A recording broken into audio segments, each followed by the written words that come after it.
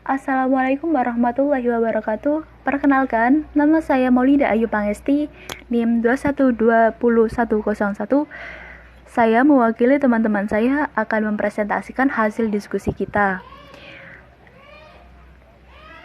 Kelompok 2 terdiri dari 1. Fauzia Zalfa, NIM 21267, 2. Dian Dewi Lestari, NIM 21280, 3. Maulida Ayu Pangesti, NIM 212101, 4. Akmal Rizky Saniatul Husna, NIM 212108. Pada pertemuan kali ini, kita akan membahas tentang teori psikologi perkembangan berdasarkan sudut pandang psikoanalisis dan kognitif. Perkembangan. Pengertian perkembangan. Perkembangan adalah bertambahnya struktur dan fungsi tubuh yang lebih kompleks dalam kemampuan gerak kasar, gerak halus, bicara, dan bahasa, serta sosialisasi dan kemandirian. Perkembangan bersifat kualitatif yang pengukurannya lebih sulit daripada pengukuran pertumbuhan. Teori perkembangan. Teori perkembangan dibagi menjadi dua, yaitu 1. Teori psikoanalisis dan yang kedua teori kognitif. Teori psikoanalisis. Menurut Sigmund Freud mengemukakan bahwa kehidupan jiwa memiliki 3 tingkat. Yang pertama, sadar, prasadar, dan tak sadar. Tahun 1923, Freud mengenalkan 3 model struktural yang lain, yakni id, id, ego, dan superego.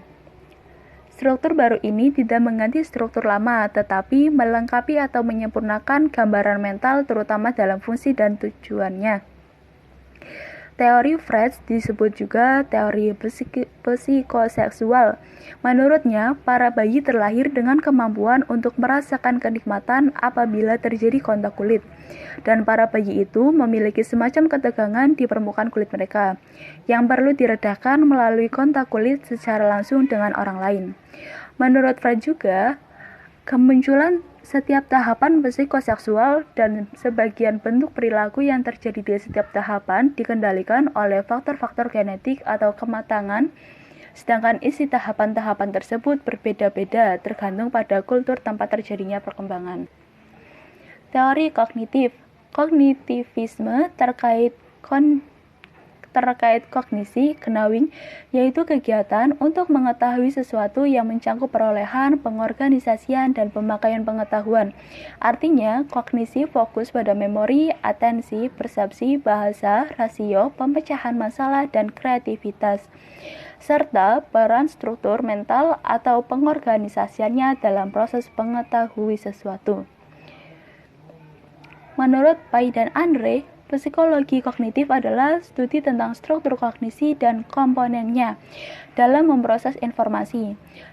Dan menurut Zuhl, konsep kognitif sangatlah berpengaruh pada pembelajaran yang berupa pemberian kesadaran yang tinggi pada pendidik betapa pentingnya pengaruh pengetahuan awal pada siswa dan strategi penguatan memori mereka terhadap pembelajaran mereka saat ini. Tokoh-tokoh teori kognitif. Yang pertama, teori perkembangan Piaget dan teori Jerome Bruner dikemukakan oleh Jean Piaget. 2. Teori belajar bermakna dikemukakan oleh Aus Hubel. 3. Teori kognitif field dikemukakan oleh Kurt Lewin. 4. Teori konstruktivisme sosial dikemukakan oleh Lev Vygotsky. Implisit teori kognitif terhadap kurikulum dan model pembelajaran. 1. Teori Piaget memberikan arahan tentang krusialnya inisiatif diri setiap anak pada perkembangan kognitif mereka, sehingga diperlukan kurikulum yang memberikan kesempatan belajar yang relevan dengan belajar penemuan melalui interaksi dengan lingkungan. 2. Model pembelajaran yang diterapkan yaitu 1. Pembelajaran konstruktivisme, 2. Pembelajaran penemuan, 3. Pembelajaran bermakna, 4. Advanced Organizers. Sekiranya cukup sekian dari presentasi saya, selanjutnya sesi tanya jawab akan dipimpin oleh moderator. Cukup sekian dari saya, kurang dan lebihnya mohon maaf. Wabillahi taufiq wal hidayah. Wassalamualaikum warahmatullahi wabarakatuh.